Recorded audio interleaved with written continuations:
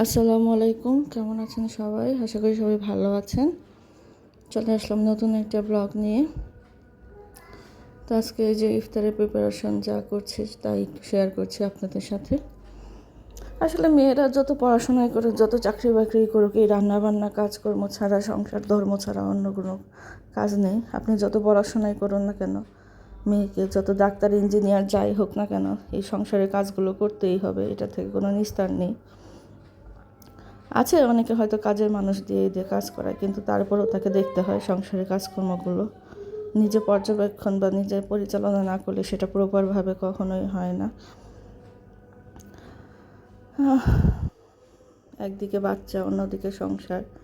এটা যদি একটা পুরুষ মানুষ বুঝতো যে এটা কত বড় কাজ, মানে একটা চাকরির থেকেও, চাকরি যারা করে পুরুষ মানুষেরা তাদের তো সপ্তাহে একটা দিন ছুটি পড়ে, কিন্তু মেয়েদের আসলে কোনো ছুটি হয় না। বছরে 365টা দিন তাকে এই কাজ করতেই হয়। যত ছুটি হোক যাই হোক, এই কাজের কোনো ছুটি নেই, এটা করতেই হবে। যাই হোক, আজকে ইফতারের পর শরীরটা অনেক খারাপ লাগছে, ভালো লাগছে না। তারপরও ওই যে নিজের যা কাজ তা করতেই হবে। তো আমি আজকে যে সেহরির জন্য এখানে চিকেন রান্না করছি। চিকেনটা কষানো শেষ, এখনও এখানে পানি দিয়ে দেবো একটু। আর ওই যে ইফতারের পরে তো চা লাগবে, এই জন্য চা বসিয়েছি, চা ছাড়া হয় না। তো আমি এখানে যে কুসুম গরম পানি দিয়ে দিচ্ছি চিকেনের জন্য।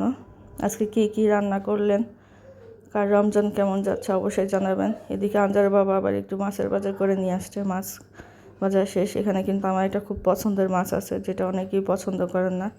দেখি কেউ ধরতে পারেন কিনা, কী মাছ বলে যাবেন কমেন্টসে অবশ্যই। সবার কি শপিং করা শেষ নাকি ঈদের, নাকি এখনও শুরুই করেননি? এবার ঈদের শপিংয়ের যা অবস্থা, জামা কাপড়ের যে দাম, মানুষ কিভাবে যে কী করবে।